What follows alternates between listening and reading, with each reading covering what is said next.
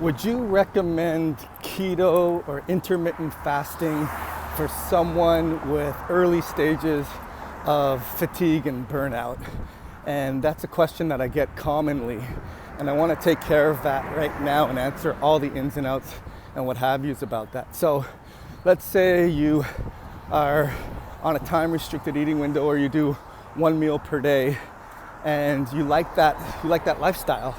And maybe you're using a lot of caffeine only in the morning, and you want to know what can you do because you're exhausted and tired. Maybe you're not doing keto right now, and maybe you need to switch that up, and you're wondering, is that good for me because I'm exhausted and burnt out? Well, let's also add a couple of other very important variables or actual realities. Perhaps you're very active. Let's say you're working out 5 or 6 days per week, also on top of that. And let's say now you're also tracking your blood glucose levels and you're seeing they're elevated and you feel crappy. But one thing's consistent is you like the one meal per day, and you're wondering, can you go to keto or should I do intermittent fasting? Well, if you're wondering if you should do intermittent fasting on one meal a day, you're already intermittent fasting, because if you're only eating one meal a day, that means that there's probably going to be at least 18 to 24 hours between that meal and the next meal that you have. And that's already an intermittent fasting thing, number one. But what I would say is you're asking the wrong questions if you're wondering about if you should be doing a keto diet, because really that's what you're asking. And is it good for adrenal fatigue? And what I would say is you're asking the wrong questions. Really what you need to be doing is you need to figure out, with all your energy expenditure, 5 to 6 days per week, or maybe you're not expending a lot of energy, but let's say in this example you are, and you want to do the one meal per day, and your blood sugar's elevated. What's going on with that? I'm hardly eating. Well, that means and most importantly, how are you feeling? Because that kind of trumps everything. If you're feeling crappy and panicky and exhausted and frustrated and not able to handle stress, then clearly something's not working for you. And I don't think it's going to be fixed just by having a higher percentage of fat. So what I would suggest is knowing your energy expenditures. We recommend going to a site, bmicalculator.com, and in there you can figure out what your BMR is. And your BMR is basically your basal metabolic rate. How many calories does it require for you to maintain your weight based on not doing any activity at all? So let's say you put in your height, your age, your weight, your sex, and it tells you that based on all of those things, you should be eating 1,800 to 2,200 calories a day. And maybe if you looked at your one meal per day serving, you're below that. And you expend more energy, and we haven't even factored in how much additional calories you need because of how active you are. It doesn't matter if you're gonna go to keto. You're just not simply getting enough calories, absolutely.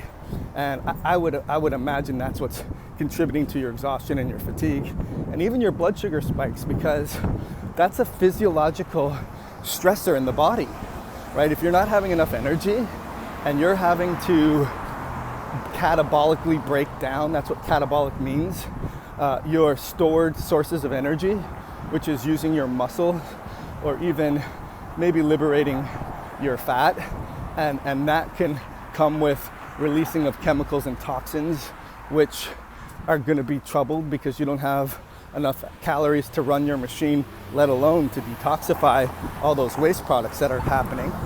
So what you need to do is figure out, okay, how can I, if I'm going to do one meal per day, how can I get enough calories in that one meal? And that's going to be really tough, because ultimately, let's say you're very active and you have a high BMI or BMR, and you need to get at least 2,500 calories a day. One meal of 2,500 calories is a lot of food. I mean, I think about Michael Phelps and how much calories he needs to eat because he's just expending so much energy. I've had clients that I've worked with that have very active careers, and on a daily basis they're expending so much energy, and they're exhausted and burnt out, and they do saliva testing or Dutch testing or genetic testing or toxic testing, and they're told that either their blood tests are normal or they may have high cholesterol or whatever, and they do a one-off tactic, a very reductionistic tactic, but they're missing the entire elephant in their room, which is they're not getting enough calories, just plain and simple. And so that'd be the first step, number one. And probably it's going to mean that you're going to need to have two meals a day. You could still do a time-restricted eating window. There's more advanced talks that we can do about that, because I like to use a continual glucose monitor or a ketone monitor or a blood glucose monitor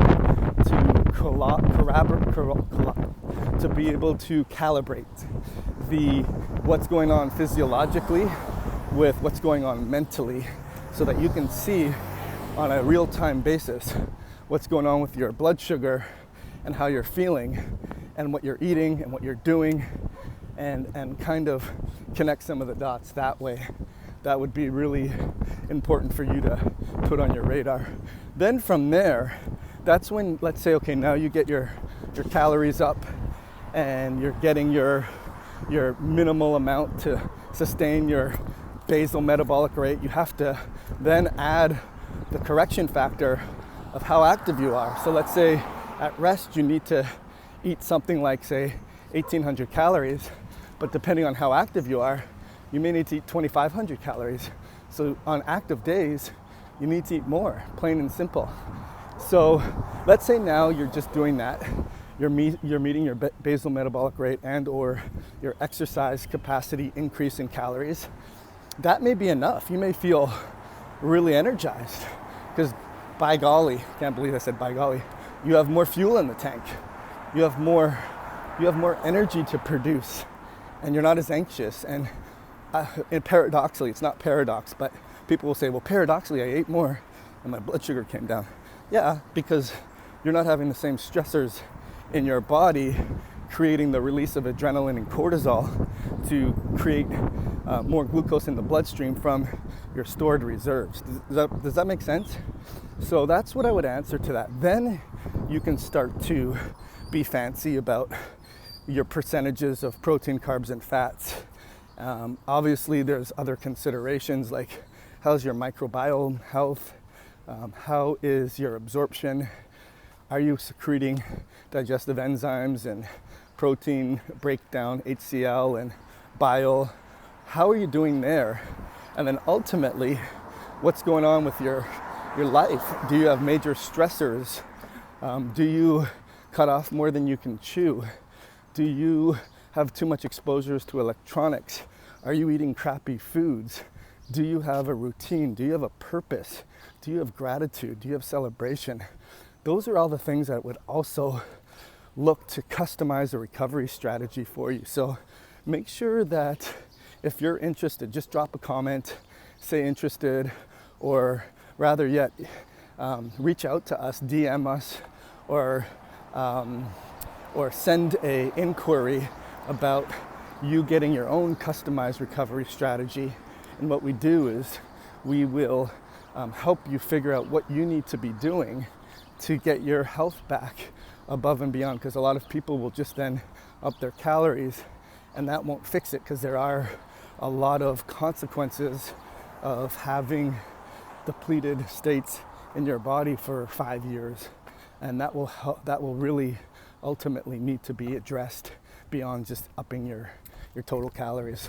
Hope that made a lot of sense, and I look forward to helping you with your adrenal fatigue nightmare.